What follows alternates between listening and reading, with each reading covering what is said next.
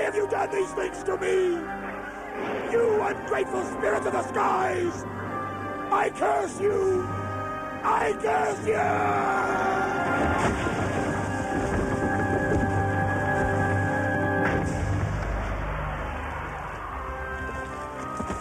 According to the Bible, God destroyed the tower and confused the people's tongues so that they might separate into nations and races, and not to ever again defy the Almighty God.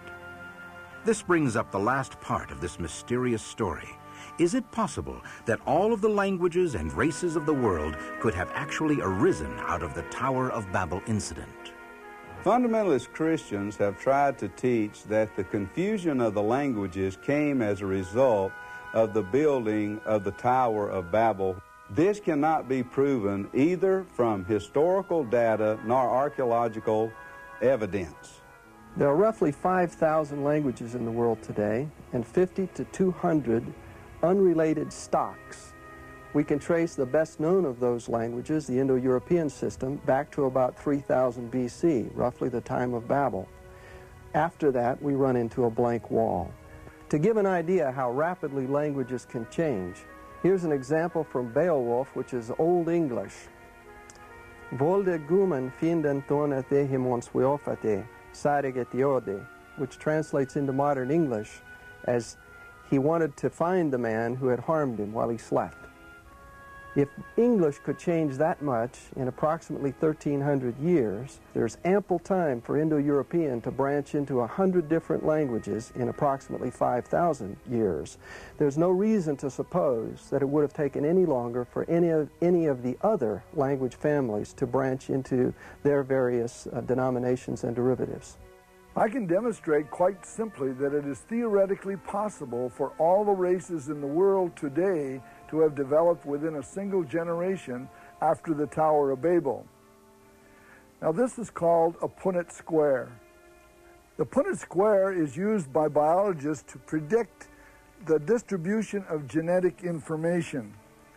In this case, we can produce all of the racial skin possibilities, including the black blacks and the white whites, possibly in one generation. God may have selectively confused people's languages, giving particular individuals the same language. By doing that, he could easily have directed the genetic pairings that resulted in the distinct races that populated various parts of the earth. The controversy of the Tower of Babel story hinges on a single question. Could all of the races and language variations have come from one common source? Theoretically, it now seems quite possible. It's common knowledge in anthropology that the growth of world population in the ancient world began here in the Near East, primarily between the Black Sea and the Caspian Sea. The interesting thing about this is that we have a document in the book of Genesis that describes this ancient process as having begun right here in and around the Tower of Babel. And of course, this is exactly what modern anthropology knows by way of the evidence. God confounded their languages and they were spread around the world. And you can go all over the world and see the evidence that the ancients of the past reconstructed what they were doing at Babel. The pattern of the ziggurat that was built in the ancient Sumerian area where the Tower of Babel was built can be found literally all over the world. Some of the pyramids and ziggurats are identical, and they're found in South America, they're found in Central America, they're found in Cambodia, in Indonesia, in India. Worldwide, there's evidence of ziggurats and towers associated with religious sites communicating with the spiritual dimension. You have seen and heard the arguments about the Tower of Babel as told in chapter 11 of Genesis. Is this story essentially true, or is it a myth? Considering the scientific data supporting the origins of races and language variations, the facts weigh heavily in favor of the Bible. Remember, the land of Shinar described in the Bible was considered a myth until serious research just before the turn of the 20th century uncovered it, vindicating the Bible completely. If the ruins at En-Temenaki are what they seem to be, then this was the fabled Tower of Babel, exactly as the scriptures claim. The end of the Tower of Babel story has not yet been reached. even in this present day, still, one more chapter is unfolding. When Nebuchadnezzar still reigned in the city of Babylon 2,500 years ago, he left his legacy for future kings inscribed on cuneiform tablets to repair and rebuild his temples and palaces. According to some Bible prophecy scholars, ancient Babylon, the mightiest and wickedest city of the ancient world, will be rebuilt before the final battle at Armageddon.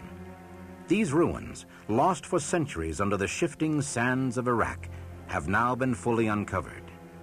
In these recently made films, it can be seen that the reconstruction of ancient Babylon is in fact a reality. This has long been a pet project of the Iraqi dictator, Saddam Hussein. And his engineers, architects, and archaeologists assure him that the city is rising once more. Several of the buildings have now been completed. Plans are also underway for a complete reconstruction of the Tower of Babel. The world does not know Saddam Hussein's motives for the rebuilding of Babylon and the fabled Tower of Babel. The Tower of Babel is more than a story about the destruction of an ancient tower, origins of the races, and the development of language variations. It's the story of man's pride and God's response to it. It's not wrong to set high goals and to strive for greatness, but was your success achieved to satisfy your own ego, to elevate yourself, or was it to bring something better to God, family, and others? Something to think about.